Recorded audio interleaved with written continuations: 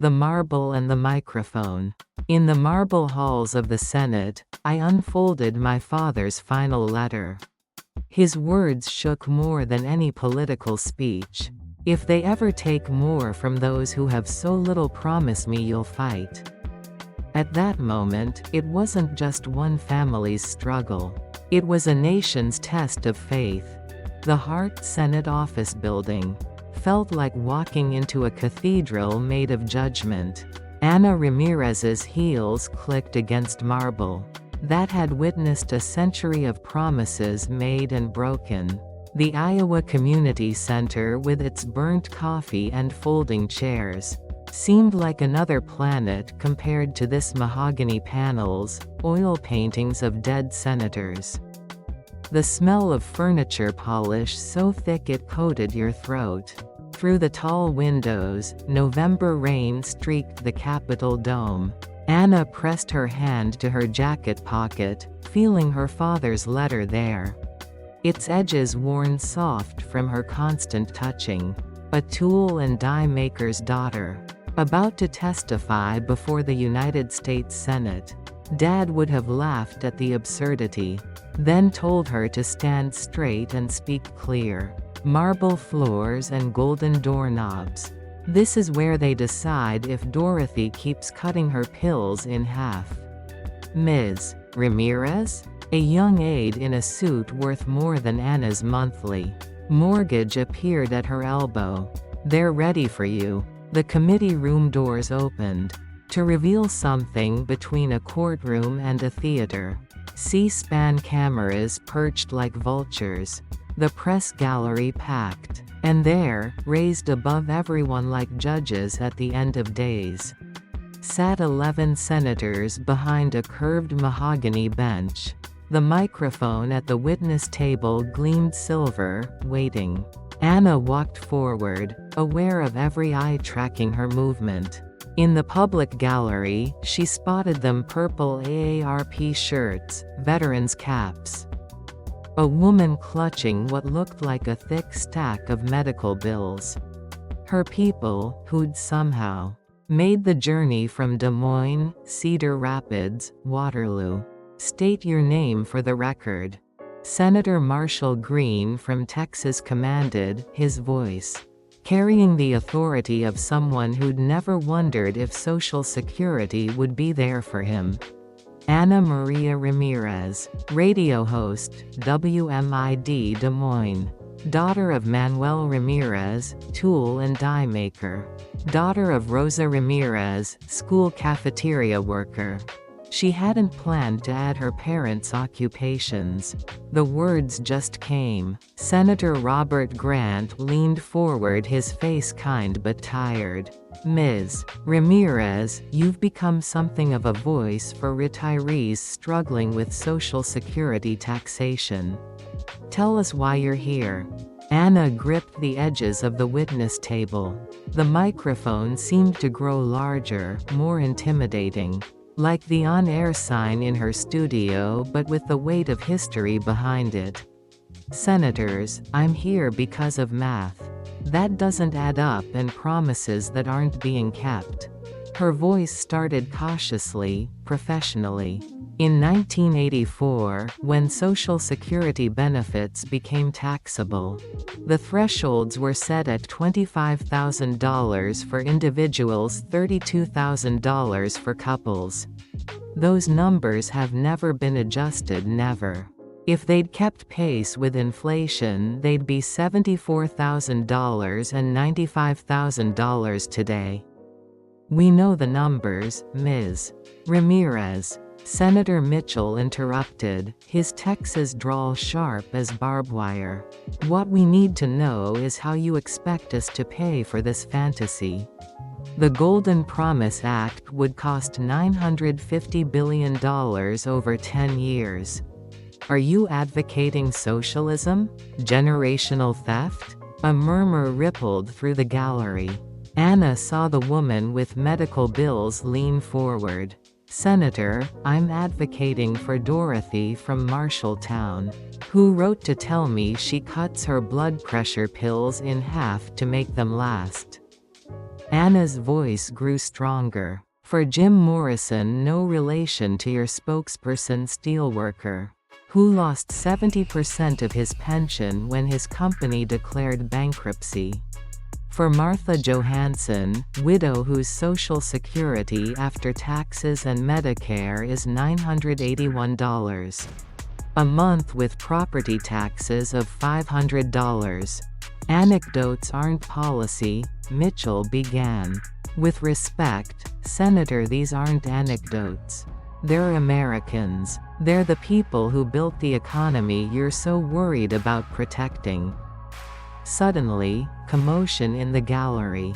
An elderly man stood up, hands shaking, holding up a crumpled paper.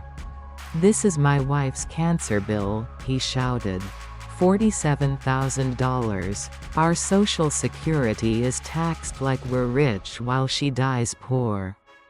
Security moved in quickly, but Robert Grant raised his hand. "Let him speak." "No, sit him down," Mitchell countered.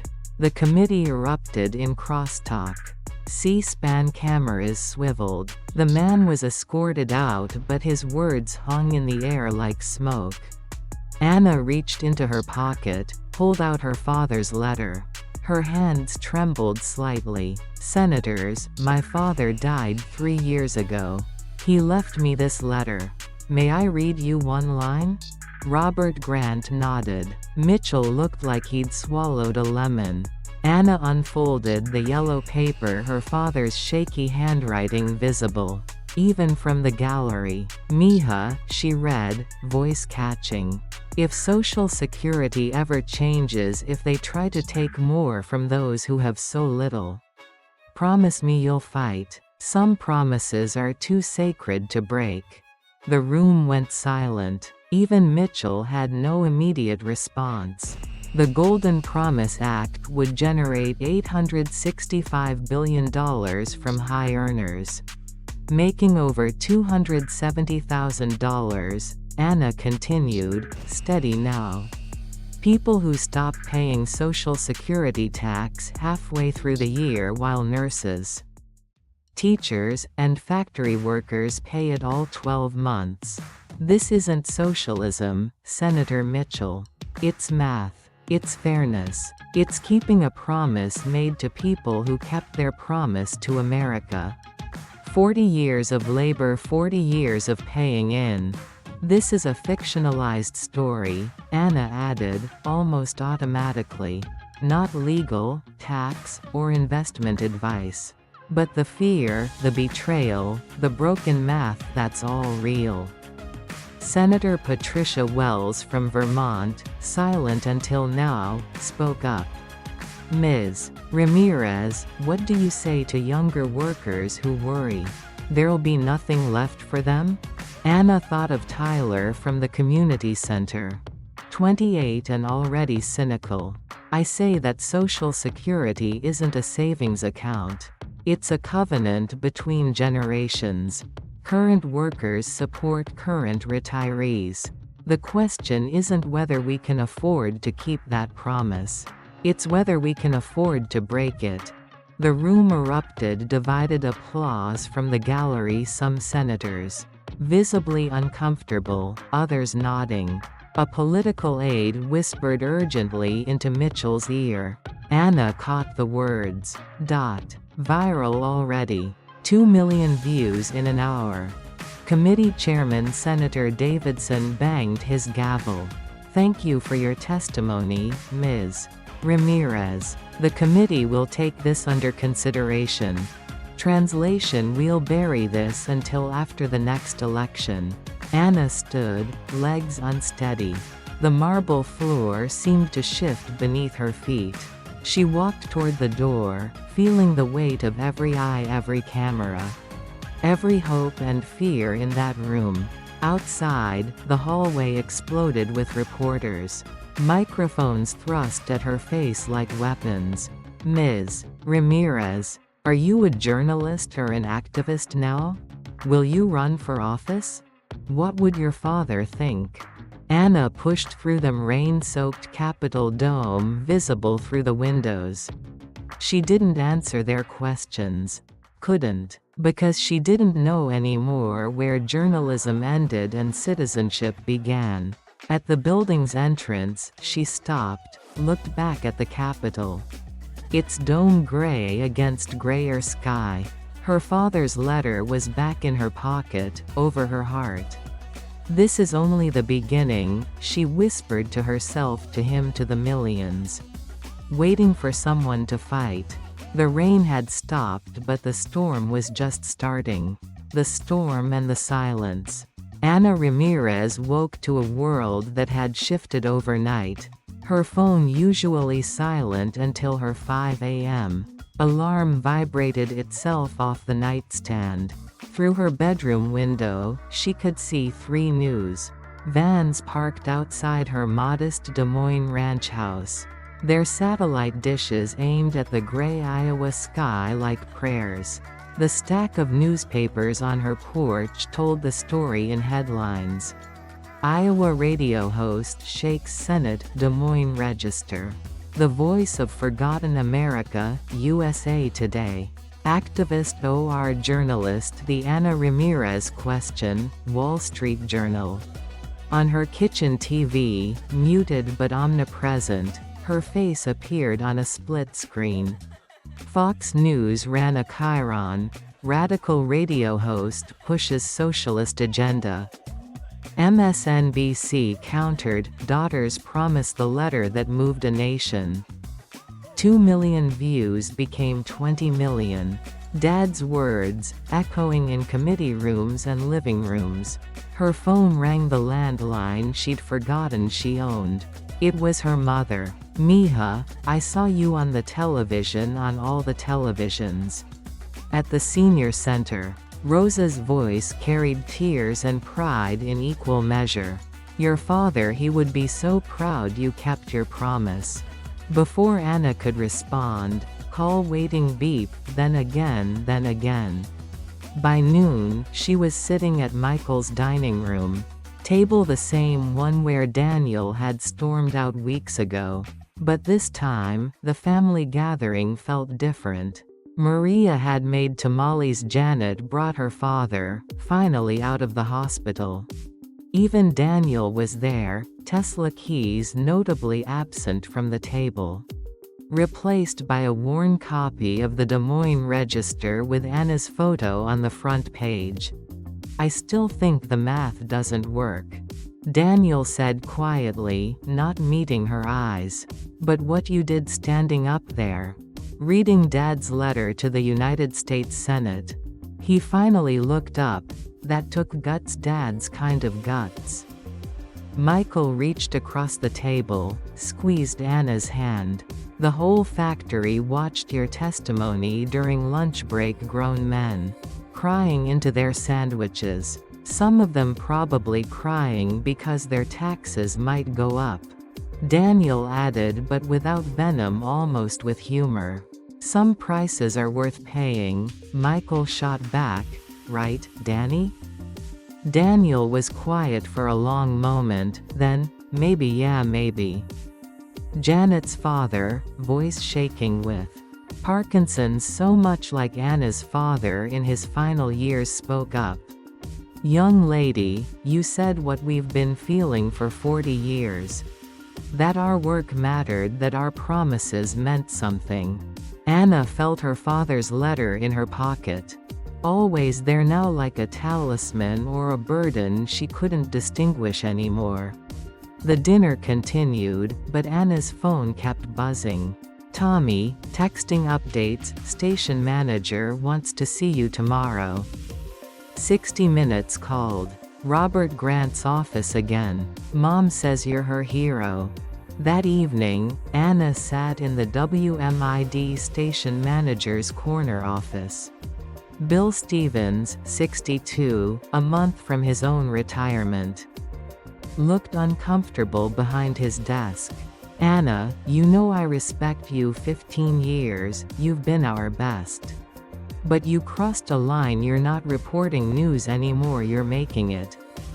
"I know," Ana said simply. "The board wants me to put you on leave." Indefinite leave until this situation calms down. Anna felt the weight of it, her career, her identity, everything she'd built. But also felt her father's letter, his request, his promise. Bill, what if the situation doesn't calm down? What if it's not supposed to? He sighed, suddenly looking older. Then maybe you're fighting a battle. Bigger than this station, bigger than journalism. My own Social Security kicks in next month after they tax it, after Medicare. I'll clear $1,740. My mortgage is $1,200. You do the math. He stood, extended his hand. Take the leave paid and Anna? Keep fighting. That night, Anna returned to her studio officially off limits. But Bill had left the door unlocked. The room felt smaller, quieter. The on-air sign dark. She sat in her familiar chair, spread. Her father's ledger open, his letter beside it. The mail Tommy had forwarded. Sat in boxes, thousands of letters from across America. She opened them randomly. Phoenix, Arizona. My husband died.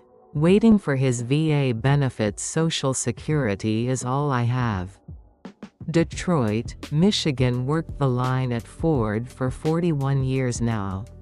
I choose between insulin and electricity. Portland, Maine. I'm 34, paying into a system I don't believe will exist for me. But your testimony gave me hope that someone's finally listening. Each letter, another ledger entry, another promise made, another promise threatened. Anna turned on the microphone, not broadcasting. Just recording, or maybe broadcasting to the universe, to her father, to the future. This is Anna Ramirez. It's November 27, 2025, 11:47 p.m. The Golden Promise Act remains in committee. Senator Mitchell called for further study. Robert Grant promised to reintroduce it next session. The president hasn't commented. The media has moved on to other stories. But I'm still here, still reading letters from Dorothy, who cuts pills in half, from Jim, who lost his pension, from Martha, counting every dollar, from Tyler, wondering if any of this matters. These characters are fictional, but the struggles are real. But it is real. The fear is real. The fight is real. The promise is real. She picked up her father's letter, held it to the microphone, as if he could speak through it. Dad asked me to fight, not just speak, not just report. Fight for Mom, for everyone who worked their hands raw, believing America would keep its word.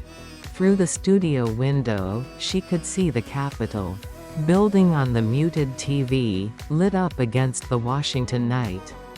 Here in Iowa, the sky was thick with coming snow.